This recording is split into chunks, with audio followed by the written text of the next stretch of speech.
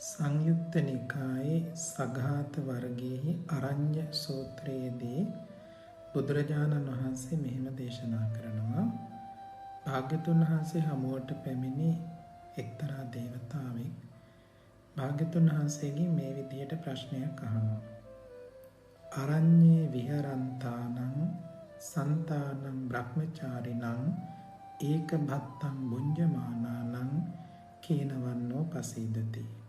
ස්වාමීනි, බුදුරජාණන් වහන්සේ ආරණ්‍යයේ වාසය කරමින් උදේ වරුවේ පමණක් දම් වළඳන ශාන්ත විහරණ තියෙන බ්‍රහ්මචාරීන් වහන්සේලාගේ හැඩරුව මෙච්චර ලස්සන මොකද කියලා.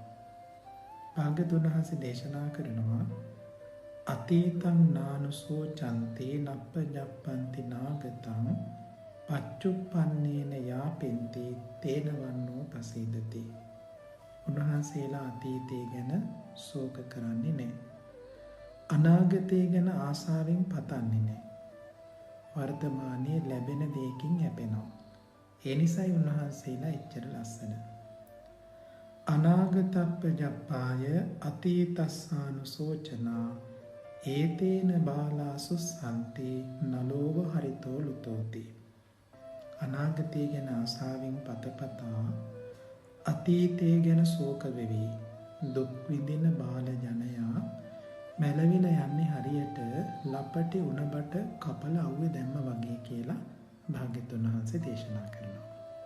ඒ නිසා අනාගතය ගැන ඕනවට වඩා බලාපොරොත්තු තබා ගන්න එපා. අතීතය ගැන පසුතැවෙන්න යන්න එපා.